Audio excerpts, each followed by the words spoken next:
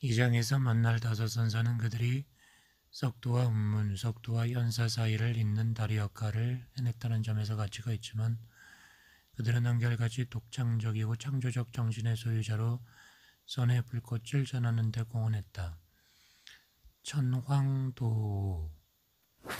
천황사의 도는 절강 사람으로 속성은 장이다. 일찍이 14살에 출가를 했으나 부모가 럭지 않자 하루 한 끼만 먹고 피골이 상접할 때까지 금식했다. 부모는 그의 뜻에 따랐다. 25세 그는 항주에서 계를 받았다. 그가 행한 고행은 아주 유명하다. 그리고 나서 그는 여항으로 가 경산도움을 방문했다. 그는 사조 도신에서 우두법임으로 이어지는 계통을 받은 선사로 도를 선에 관심 갖게 했다. 도는 5년간 경산에게 가르침을 받은 후 마조 밑으로 가 더 깊은 통찰력을 길렀다. 마조와 2해 여름을 보내고 난 다음 그는 마지막으로 석두를 찾아가 문답을 했다. 정과 해에서 다 벗어난다면 사람들에게 어떻게 법을 가르칠 수 있겠습니까? 본래 구속된 게 없는데 뭘 더 벗어난단 말이냐. 그렇다는 걸 남에게 어떻게 알릴 수 있습니까? 너는 화공을 붙잡을 수 있느냐? 붙잡을 수 없다는 거야 어제 오늘 시작된 문제가 아니지 않습니까? 그럼 너는 언제 거기서 왔는가? 저는 거기서 오지 않았는데요. 나는 벌써부터 네가 어디서 왔는지 알고 있다. 어째서 증거도 없이 사람을 속이십니까? 너의 몸이 여기 있지 않느냐? 그건 그렇다 치고 후세 사람들을 어떻게 가르치느냐 하는 문제는 여전히 남아 있습니다. 누굴 보고 후세 사람이라고 하는 건가? 석도의 말에 도우는 깨쳤다. 그제서야 이전에 두 스승이 가르쳐준 것들이 이해되기 시작했다. 용담, 숭신, 도어에 가르치는 방법은 그의 저자 용담과의 대화에 잘 나타난다. 용담은 가난한 집에 태어나 떡을 팔아생계 이어가야 했다. 도어는 용담이 어렸을 때부터 그의 총명함을 알고 있었기에 식구들이 살게끔 암자를 내주었다. 이 은혜에 보답하기 위해 용담은 매일같이 떡 10개를 도어에게 주었다. 선사는 떡을 받긴 했으나 매번 9개만 먹고 하나는 용담에게 주었다. 이것은 내 후손이 번성하도록 내가 너에게 주는 선물이다. 떡을 드리는 건 난데 어째서 꼭 그중 하나를 내게 선물로 돌려주는 걸까? 용기를 내어 물어보았다. 원래 내 것이었던 것을 너에게 다시 돌려주는데 무슨 잘못이라도 있느냐? 이 말에 용담은 숨은 뜻을 알아차리고 출가하기로 결심한다. 그리고 정성을 다해 도를 모셨다. 그렇게 얼마 동안 세월이 흐른 뒤 용담은 스승에게 말했다. 이곳에 온 후 저는 아직까지 한 번도 스승님으로부터 마음에 관한 근본적인 가르침을 받지 못했습니다. 나는 네가 이곳에 온 이래로 마음에 관한 가르침을 한 번도 멈춘 적이 없는데 아니 언제 마음에 관한 걸 가르쳐 주셨단 말입니까?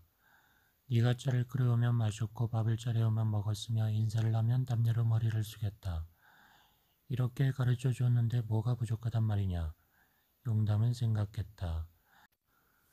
진정한 깨달음은 그 자리에서 당장에 깨치는 것이지 머리로 따지고 되짚기 시작하면 빗나간 것이다. 이 말을 듣고 마음이 열렸다.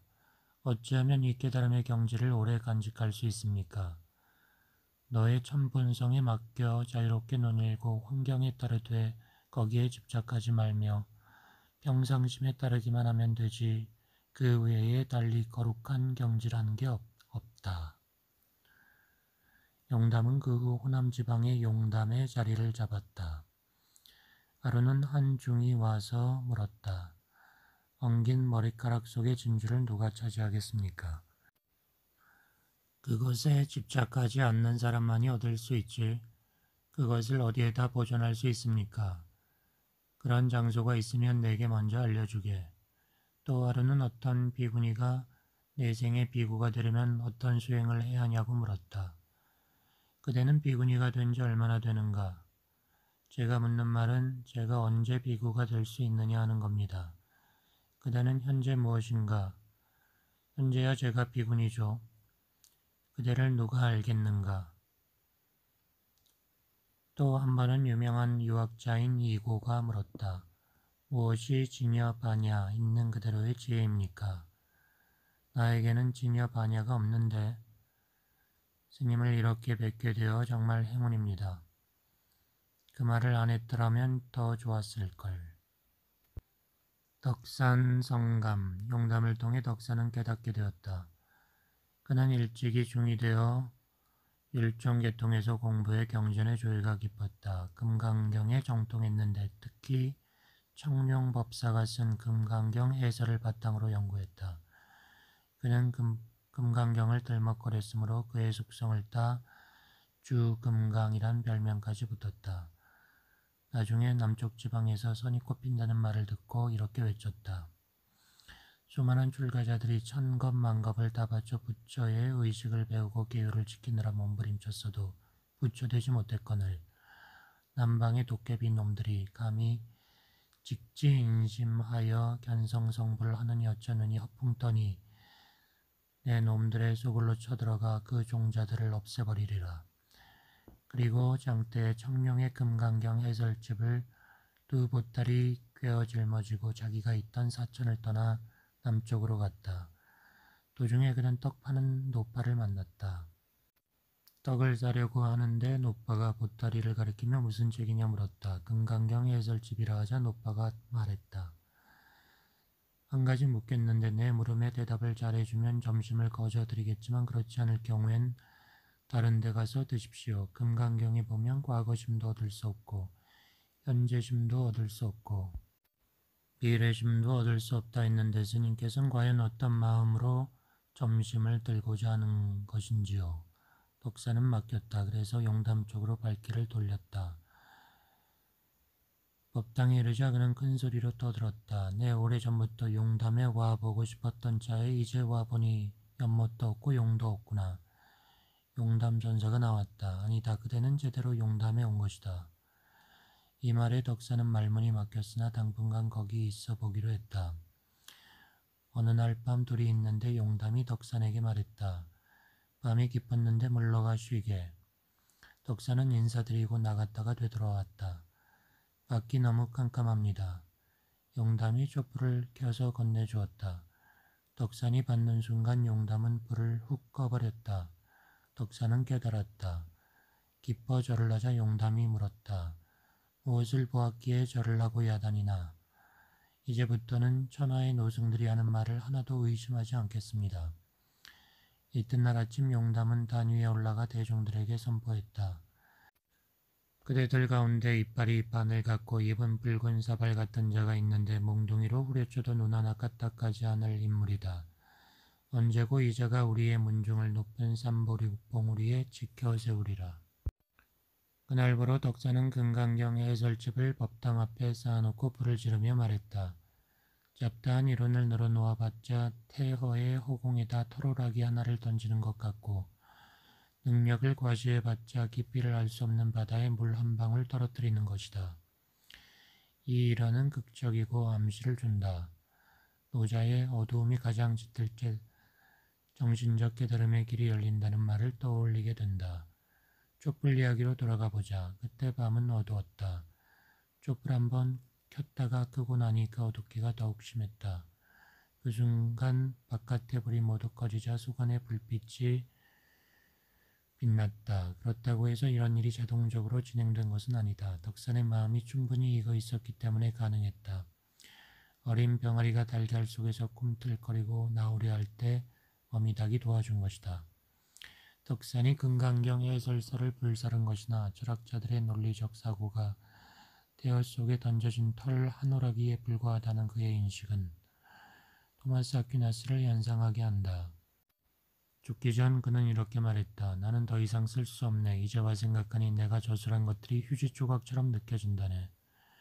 덕사는 천성적으로 격렬한 성격의 소유자였다. 깨닫기 전 그는 미친 듯이 경전을 공부했다. 그러다 선종에 도전한 것이다. 그러다가 선종으로 옮긴 다음에는 우상을 파괴하는 데 열을 올렸다. 절대적 진리 이외에 조금이라도 가짜가 섞인 것이면 용납하지 않았다. 어두웠던 그 행복스러운 밤의 참나를 발견하던 그에게는 이외의 모든 것은 쓰레기였다. 그의 일화들을 뒤지다 보면 놀라울 정도로 과격하다. 나는 우리 선배들이 떠든 것을 믿지 않는다. 부처도 없고 조사도 없고 보리 닮아는 구린내 나는 떼놈이다. 석가모니라고 해야 별 볼 일 없는 미식개요 문수보살이나 보현보살은 똥치는 임무다. 오묘한 깨달음이니 어쩌니 해야 뚱딴지 같은 소리에 지나지 않으며 보리와 열반은 당나귀 매는 말뚝이다. 일체 경전은 귀신의 잡기장이요 코프는 휴지다. 수행한 끝에 높은 경지에 오른 성자라느니 새로 보살이 된 자라느니 해야 부담가나 떠도는 망령으로 저 자신도 지키지 못하는 자들이다. 제자를 가르치는 방법으로 그는 몽둥이를 쓰고 임재는 활을 이용했다. 하루는 덕산이 법회에서 이렇게 말했다. 그대들이 바른 말을 해도 30방 때리고 틀린 말을 해도 30방을 때리리라. 임재가 이 말을 전해 듣고 친구 낙보에게 말했다.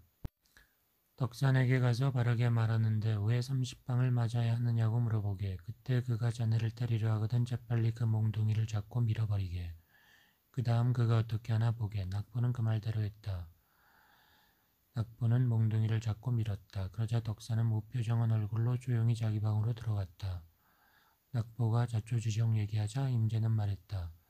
내 처음부터 그 친구 수상하다고 여겼지. 그건 그렇고 자네는 진정 덕산을 이해했는가? 낙보가 대답하려고 머뭇거리고 있을 때 임재는 그를 한 방 갈겼다. 임종을 앞둔 자리에서도 덕산은 여전히 철저한 절대경지에서 거닐었다. 한 사람이 물었다. 영원히 병들지 않는 사람도 있습니까? 있지. 영원히 병들지 않는 사람은 어떤 사람입니까? 이 말에 덕산은 끙끙하고 신음소리를 내었다. 병을 앓고 있는 사람도 영원히 병들지 않는 사람과 하나도 다르지 않다는 표현이 아니었을까? 암두 전활과 설봉 의존. 덕산의 제자는 많지 않았는데 그중 암두와 설봉 두 사람이 뛰어났다. 타고난 기품에 있어서 암두가 설봉보다 뛰어났다고 할 수 있다. 암두의 정신은 칼날처럼 날카로웠다. 그는 절대 남에게 자기 의견을 굽히지 않았으며 심지어 스승인 덕산이나 동산에게도 그랬다. 그가 덕산을 찾아가 문을 열고 들어가면서 물었다. 이것이 거룩한 것입니까? 평범한 것입니까? 덕산이 고함을 치자 그는 절을 하고 슬며시 물러갔다. 누군가 이 사실을 동산에게 전했더니 동산이 이렇게 말했다. 암두 말고는 누구도 그렇게 잘 대응할 수 없었을 것이다. 암두가 이 칭찬을 전해 듣고 욕을 퍼부었다. 동산 그 노인네가 그런 엉터리 판단을 내리다니 딱도하군. 그때 나는 한편으로는 덕산을 죽여세우면서 다른 한편으로는 꼬집어 주었는데 이 뜻을 알아채지 못하는군. 이것이 거룩한 것입니까? 평범한 것입니까? 라고 물으면서 암두는 거룩한 것과 평범한 것 사이에 아무런 구별이 없음을 말하고자 한 것이고 질문에 대한 덕산의 고함도 암두의 의견에 동의한다는 뜻이었다. 이리하여 암두는 덕산에게 절을 올려 일면 스승의 반응에 만족감을 표시했으나 다른 면으로 이에 스승이 어떻게 반응할까 시험해보고 있었다. 그러나 덕산은 이 뜻을 파악하지 못하고 우상처럼 멀거니 앉아 조금도 의심 없이 절을 받았으니 자신이 거룩한 성자임을 자인한 셈이 된 것이다. 다른 일화에서도 암두의 극단적인 초월주의를 엿볼 수 있다. 하루는 그가 친구 설봉 흠산과 함께 담소를 나누고 있는데 설봉이 물동이에 담긴 맑은 물을 가리키자 흠산이 말했다. 물이 맑으면 달이 나타나지. 설봉이 달리 말했다. 물이 맑으면 달이 나타나지 않지. 그러나 암두는 아무 말 없이 일어나더니 물동이를 발로 차버렸다. 여기서 우리는 흠산의 접근 방법이 긍정적이요 설봉의 접근 방법이 부정적임을 알 수 있다. 그러나 암두가 물동이를 차버린 것은 무엇을 뜻하는가? 아마도 암두는 그러한 행동을 통해 부정과 긍정을 초월해야 함을 보이려 한 것 같다. 암두는 말 후구 마지막 한마디라는 말을 즐겨 썼는데 그에 의하면 역대 선사들도 이것을 이해한 사람은 없었다. 아마도 이 경우에 그가 발로 차버린 행위가 마지막 한마디가 아니었을까.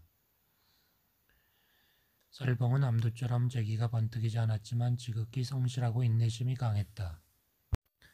그는 다른 사람으로 하여금 마지막 한마디를 말하게 하고 또 남이 한 마지막 한마디에 대해 진심으로 긍정하고 즐거워했다.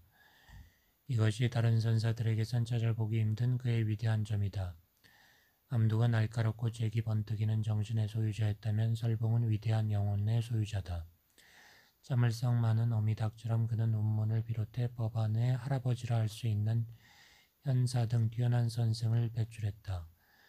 그래하여 암두가 별 후계자를 못 남긴 것에 비해 설봉은 선종의 두 종파인 운문종과 법안종을 키웠다. 설봉과 암두가 비록 똑같은 덕산의 제자였으나 설봉이 암두를 사형으로 대접하고 사형의 도움을 얻어 돌을 깨쳤다는 것은 부정할 수 없다. 한 번 두 사람이 함께 여행을 떠난 적이 있다. 호남의 오산에 닿았을 때 마침 눈사태를 만나 더 이상 앞으로 갈 수 없었다. 암두는 여관에서 매일같이 여유만만하게 잠만 잤으나 설봉은 좌선으로 시간을 보냈다. 설봉이 암두를 소리쳐 깨웠다. 사형 일어나시오. 뭐하게? 제기랄 전생에 내가 무슨 죄를 졌길래 이승에서 이런 불행을 겪는 건지. 사람을 짐짝처럼 끌고 다니지 않나. 그러더니 이제 와선 설상가상으로 잠만 자다니. 이런 사람과 여행하는 내 신세가 말이 아니군. 야, 입 닥치고 자빠져자. 매일 다리나 꼬고 가부좌 틀고 앉아있는 꼴이 꼭 지프로 만든 서당의 귀신 같아. 앞으로 수많은 선남 선녀들을 엉뚱한 곳으로 인도할 거야. 설봉은 자기 가슴을 가리키며 말했다. 이 몸 하나도 제대로 가누지 못하는데 남을 인도하다니. 이 말에 암두는 이상한 낌새를 챘다. 나는 자네가 높은 산에 절을 세우고 큰 가르침을 펴려하는 줄 알았는데 무슨 소린가. 설봉은 다시 자신의 마음의 안정을 얻지 못하고 있다고 되풀이 말했다. 그러자 암두는 설봉에게 본인의 깨달은 바와 체험을 얘기해주면 가짜와 진짜를 구별해주겠다고 말했다. 그래서 설봉은 자신이 염관선사 밑에서 선에 입문하게 된 경위와 동산의 오도송을 읽고 크게 감명받은 것, 그리고 덕산에게 최상승에 관해 물어보자 그가 몽둥이로 치면서 뭔 소리 하는 거야 하고 되묻는 순간 떨어져 나간 물동이 같이 느꼈던 체험 등을 이야기했다. 이에 암두는 크게 고함을 치고 물었다. 남의 집 문으로 들어간 사람은 자기 집의 복배가 되지 못한다는 말을 듣지 못했는가? 그렇다면 앞으로 어떻게 해야 하겠소? 이제부터 자네가 위대한 가르침을 널리 펴고자 한다면 일체의 언행을 자기 흉금에서 흘러나오게 하여 온 누리에 고루 퍼지게 하게. 이 말을 듣고 비로소 설봉은 깨쳤다. 암두에게 절을 하고 나서 그는 황홀감에 젖었다. 사형 오늘 이 오산에서 나는 진정으로 도를 이루었어. 후에 설봉은 1500명의 제자를 거느린 큰 절의 스승이 되었다. 가로는 한 제자가 전에 덕산 스님 밑에 있을 때 뭘 배웠냐고 묻자 이렇게 대답했다. 나는 그에게 빈손으로 갔다 빈손으로 돌아왔다. 그가 지적한 대로 실제로 스승에게 얻을 수 있는 건 없다는 말이다. 이 점을 보더라도 설봉은 누구 못지않게 탁월하다. 그러면서 그는 너무나 많은 제자들을 거느리고 있었기 때문에 그들의 요구에 따라야 했다. 누가 그에게 물었다. 화살 쪽이 엿보이면 어떻게 되죠? 백발백중의 명사수가 관역을 맞추지 못한다. 이로 미루어 설봉은 자신의 광채를 부드럽게 하라는 도가의 교훈을 명심한 듯하다. 어느 제자가 입선 법문 선으로 들어가는 방법을 알려달라고 간청하자 이렇게 말했다. 그대의 눈을 멀게 하느니 차라리 내 몸이 가루가 되겠다. 설봉은 다른 사람의 탁월한 점을 재빨리 알아차리는 장점이 있었다. 그러나 그는 자신이 황열반 선사의 경지에는 미치지 못함을 자인하면서 이렇게 말했다. 나는 3계에 살고 있으나 당신께서는 이미 3계를 초월하십니다. 그는 또 위산을 위산고불, 조주를 조주고불이라 불렀다. 한 번은 임재의 제자인 삼성이 찾아와 설봉과 이야기를 나누었다. 그물로도 잡지 못하는 금비늘을 한 물고기는 무슨 미끼를 써야 할까요? 자네가 그물에서 빠져나오면 알려주지. 1500명의 제자를 거느린 스승이 화두 하나를 제대로 이해하지 못하다니. 미안하네. 이 늙은 중이 그만 스승 노릇하느라 너무 바쁘다 보니 그렇게 되었네. 또 하루는 설봉과 삼성이 들에 나가 파티를 하다가 원숭이를 보았다. 썰봉이 말을 걸었다. 사람마다 속 안에 옛 거울을 갖고 있으니 원숭이도 역시 가졌겠지? 만고 이래로 영원히 이름 붙일 수 없는 것을 어찌 옛 거울이라 부를 수 있겠습니까? 흠집이 그 위에서 커졌기 때문이지. 이 같은 썰봉의 대답에 삼성은 다시 썰봉이 화두 하나 제대로 이해하지 못한다고 나무랐고, 썰봉은 지난번과 마찬가지로 일에 열중하다 보니 그렇게 되었다고 변명했다. 두말할 필요 없이 썰봉은 삼성과 마찬가지로 화두의 요점을 알고 있었다. 그러나 그가 인용한 고경이라든가 흠집이라든가 하는 것은 초심자를 위한 게 아니었다. 썰봉이 자신이 하고 있는 말에 대해 잘 알고 있었다는 사실은 다음의 일화로도 알 수 있다. 하루는 중하나가 찾아오자 썰봉은 어디서 왔냐고 물었다. 복선선사 밑에서 왔습니다. 썰봉은 복선이라는 이름을 가지고 말장난을 쳤다. 생과 사의 바다를 건너가려면 멀었는데 왜 그렇게 성급히 배를 가라앉히지? 그 중이 말문이 막힌 채 복선선사에게 돌아가 그 말을 그대로 전했다. 그러자 복선이 말했다. 왜 자네는 내가 생사의 바다를 이미 건넜다고 말하지 않았는가? 그 중은 되돌아와 썰봉에게 그렇게 말했다. 그랬더니 썰봉이 말했다. 그 말은 그대의 말이 아니구먼. 그 중은 복선이 자기에게 일러주었다고 자백했다. 그러자 썰봉이 말했다. 내 20대는 복선에게 갖다 주어 맞게 하고 다른 20대는 내가 맞겠네. 자네는 안 마셔도 되네. 복선의 잘못은 조월성에 치우친 데 있고 썰봉의 잘못은 내재성에 치우친 데 있다. 그러나 노자는 밝음을 알지만 어둠을 지켜라고 말하지 않았던가. 썰봉은 피안 즉 강 건너를 알고 있었지만 오히려 차안 강이 쪽에 충실했던 것이다.